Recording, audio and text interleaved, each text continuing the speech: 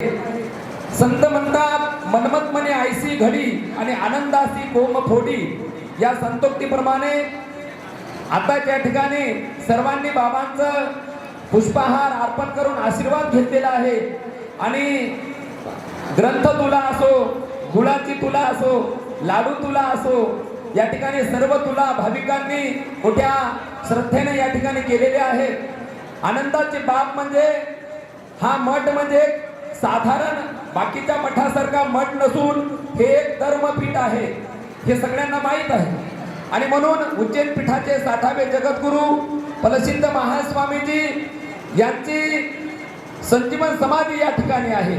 आणि अशा धर्मपीठामध्ये या ठिकाणी राहून आचार्य पदवी प्राप्त केलेले हदगाव मठाध्यक्ष सद्गुरु शिवचैतन्य शिवाचार्य गुरुमाऊली, कारण भक्ताचं जसं कर्तव्य असतं तसं शिष्यानं कधीच विसरायचं नसतं आपल्या जीवनामध्ये, की एका गुरुच्या असीम कृपेमुळे आपण या स्थानावर आरूढ झालेलो आहोत। आणि हाच भाव मनी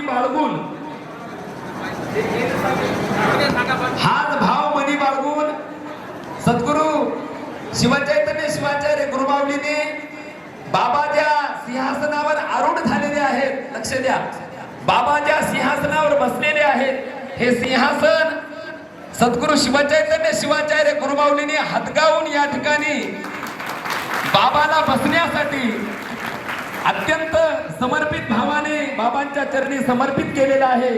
आणि हे सिंहासन या ठिकाणी आणण्यासाठी आमचे नितीनजी कल्याणकर असो, हदगाव मठाचे शिष्य गजानन मुखेडी असो, आमचे गुरुस्वामी असो, यांनी हे सिंहासन इकडे आणलेलं आहे इथपर्यंत।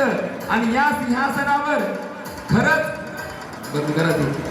या सिंहासनावर आपण जसं वाचतो नेहमी की सद्धर्म सिंहासनाधिरूढम मरुळेश्वरम श्री शिवयोगी वर्यम किंवा फलसिद्ध राजम सदा नमामि। साक्षात आपण असा मनात भाव निर्माण करा की जगद्गुरु फलसिद्ध या सिंहासनावर विराजमान आहेत, अशी तिळमात्र शंका नाही। आणि म्हणून आपण जगद्गुरु फलसिद्धांना पाहिलं नाही, लक्ष्मण महाराजांनी भावरूपाने पाहिलं।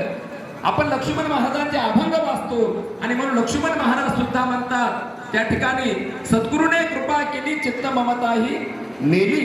आणि म्हणून असे आपल्याला शास्त्राला अभिप्रेत असणारे परमपूज्य वेदांताचार्य सद्गुरु सिद्धलिंग शिवाचार्य गुरुमाऊली असे कृपा या ठिकाणी त्यांची लाभलेली आहे। यानंतर गुरुमाऊली हदगावकर महाराज हदगाव महादेव मठ संस्थानतर्फे गुरुमाऊलींचा या ठिकाणी शुभाशीर्वाद घेत आहेत। त्यांना महावस्त्र आणि उपस्थित सर्वच गुरुवर्य सद्गुरु सिद्धचैतन्य शिवाचार्य गुरुमाऊली, दिगंबर शिवाचार्य गुरुमाऊली तथा